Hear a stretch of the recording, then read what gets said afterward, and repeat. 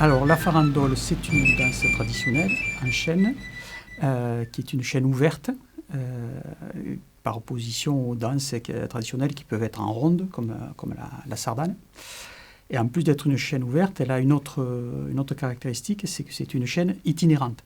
C'est-à-dire qui se déplace, qui ne reste pas sur le lieu de la danse, comme certaines danses bretonnes, par exemple, qui ne sortent pas du bal, même si ce sont des chaînes ouvertes, mais qui se déplacent sous la direction d'un meneur dans des lieux très différents, assez loin, qui suit tout un itinéraire. Alors la farandole, en plus, n'a pas de pas défini, contrairement à certaines danses qui demandent un apprentissage du pas qui peut être plus ou moins complexe. Là, on marche, on court selon le rythme, on sautille, on lance une jambe.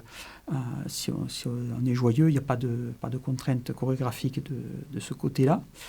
Et par contre, il y a quelques figures, c'est-à-dire que le meneur, à son gré, fait des sinuosités, enroule la chaîne comme un escargot, la déroule, ou peut faire un petit pont sous lequel tous les danseurs et danseuses passent, ou une espèce de tunnel où les couples les uns après les autres font un arceau et puis tout le monde passe dessous, quoi. Voilà.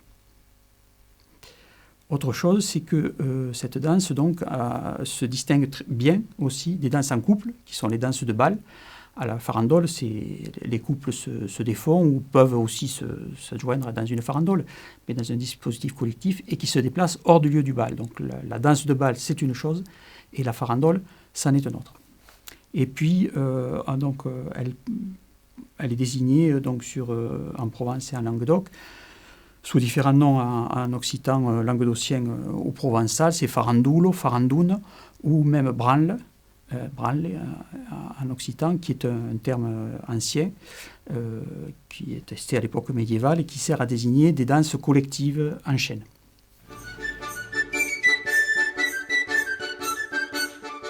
Alors la farandole, c'est un dispositif très simple qui peut se trouver un peu partout, un peu à n'importe quelle occasion, on va dire, vu la simplicité. Mais il se trouve que c'est aussi une danse qui est particulièrement populaire en Languedoc et en Provence, parce qu'elle y prend un caractère rituel particulier. Et du coup, il y a une implantation assez forte de cette danse et une identification des populations, une passion, même certains textes parlent d'une passion, des gens qui quittent leur travail, etc., pour aller faire la farandole, qui est vraiment spécifique au Languedoc. Donc maintenant, je vais vous présenter la farandole populaire telle qu'elle se pratiquait dans l'Hérault, mais sachant que dans le Gard ou en Provence, le dispositif était assez similaire. Donc la farandole, elle prenait place dans la fête du village, qui était la fête annuelle, la fête patronale ou votive. Donc elle servait à ouvrir la fête. On faisait le tour du village. C'était une manière de porter la fête dans tout le village. On faisait le tour du village à l'ouverture de la fête. Pour la fin de la fête, on faisait pareil d'ailleurs. Et puis dans la fête elle-même, au début de bal, en fin de bal, il y avait une farandole pour débuter, pour aller jusqu'au bal ou pour partir du bal. Et ces farandoles, c'était vraiment une manière de porter la fête dans tout le village. La fête ne restait pas simplement sur la place où se tenait le bal, les jeux, etc. Mais elle débordait dans tout le village, y compris que les gens âgés qui n'allaient pas forcément à la fête la voyaient passer, etc. Il faut être sur le pas de la porte. C'était vraiment une expression collective de la joie d'être ensemble et une manière de faire communauté, de marquer qu'on faisait communauté dans cette danse où on se tenait tous par la main, hommes, femmes, jeunes et moins jeunes. Voilà. Dans ces farandoles, dansaient aussi bien... alors, quelquefois, c'était un homme, une femme. Quelquefois, c'était un groupe de femmes, puis un groupe d'hommes. C'était assez souple comme dispositif. Et puis, on faisait, donc, en dehors de la fête, on en faisait à d'autres occasions. Par exemple, les bals de carnaval qui se tenaient l'hiver. Il faut se rendre compte qu'avant la Deuxième Guerre mondiale, il y avait assez peu d'occasions de danser, c'était assez rare. Et puis on dansait sous le contrôle des parents, notamment dans les bals de carnaval qui se tenaient dans des lieux fermés, où il y avait des parents, notamment les mères, qui étaient tout autour du bal. Donc la farandole, c'était un moyen de s'échapper discrètement du contrôle parental pour éventuellement notamment des rencontres amoureuses.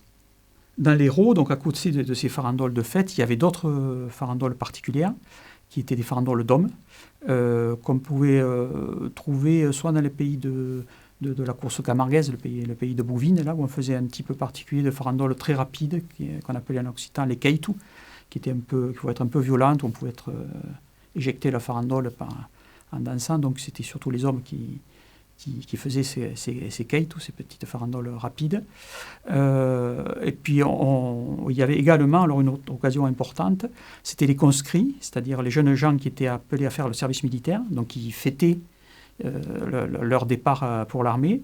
Et dans ces fêtes, constamment, il y avait des farandoles de conscrits dans la rue, accompagnés souvent d'un tambour ou quelquefois d'un joueur de hautbois. Et c'était une forme d'affirmation, là aussi d'affirmation collective, de ce groupe des jeunes qui se retrouvaient et qui allaient partir ensemble à l'armée et qui manifestaient à la fois leur joie et leur angoisse de partir à l'armée, quoi.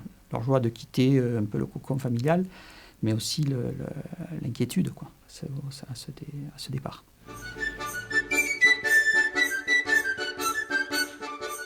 Alors historiquement, la farandole n'est pas facile à dater, comme beaucoup de danses, parce qu'on manque de sources descriptives. Donc je vous ai dit par exemple, comme on disait branle, qui est un terme du Moyen-Âge, quand on dit branle dans une source archivistique, on ne sait pas si c'est vraiment une danse en rond ou une farandole, quoi, voilà, selon l'époque. Mais ce dont on est sûr, c'est qu'à partir du XVIIIe siècle, il y a vraiment une grosse popularité et pratique de la farandole dans l'Hérault. Farandole qui n'est pas seulement un divertissement, comme je viens de l'expliquer pour les fêtes, ça pouvait aussi être un moyen d'affirmation collective, soit de groupes sociaux, de politiques. Il y avait des fois des farandoles de rouge, de blanc, c'est-à-dire de gens de gauche, de gens de droite, avec éventuellement des affrontements. C'était un moyen de marquer les groupes sociaux. On peut donner par exemple une affaire qui s'est passée lors de la construction de l'ancien pont de Gignac en 1767, où deux groupes de compagnons ouvriers du pont, qui étaient rivaux pour la construction du pont, se sont affrontés, ont commencé par se défier en faisant des farandoles, et ensuite en sont venus aux mains et, dit la source, même au coup de fusil. Voilà.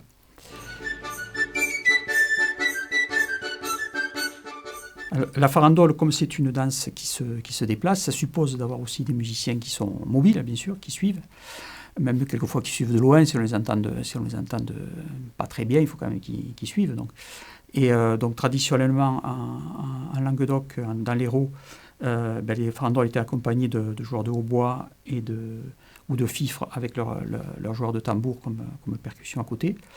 Mais également, on trouve des farandoles qui étaient accompagnées de joueurs de violon au XVIIIe siècle, notamment, ou alors de tambour tout seul. Un tambour seul suffisait pour danser la farandole. Côté Provence, il y avait d'autres instruments traditionnels, notamment le galoubet tambourin, qui lui aussi est une petite flûte accompagnée d'un tambour long, qui lui aussi est mobile, donc il pouvait parfaitement accompagner les farandoles dans leur déplacement. Et ensuite, à partir de la fin du XIXe siècle, ces instruments ont commencé à être remplacés par de petits orchestres, qui avaient été formés par les sociétés musicales de village, donc des clarinettes, un cornet à piston, un tuba. Et là aussi, c'est des instruments qui pouvaient se déplacer. Alors, quelquefois, le tuba, qui était plus lourd, ne suivait pas. Il n'y avait que la clarinette et le piston. Mais ils pouvaient se déplacer avec la farandole. Et puis, après la Seconde Guerre mondiale, la farandole est tombée un peu en désuétude. En même temps, alors je ne sais pas quelle est la cause et quelle est on peut dire que ça va, mais la cause est concomitant en tout cas, en même temps que les orchestres sont devenus plus statiques avec la jonction d'une batterie. Bon, ça existait déjà dans les années 20, déjà 30.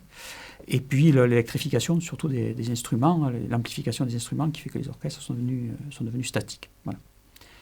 Et que là, si on voulait faire une farandole ou autre, il fallait prendre un autre musicien que les instruments d'orchestre.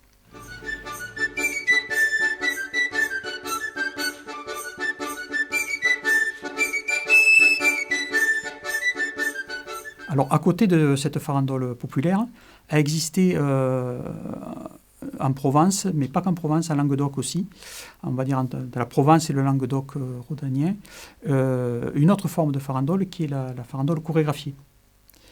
Alors celle-là, elle s'est inscrite dans une histoire particulière.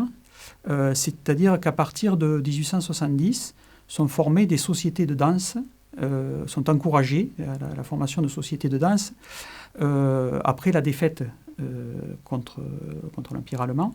On incitait les hommes à faire des exercices physiques pour préparer à devenir des soldats.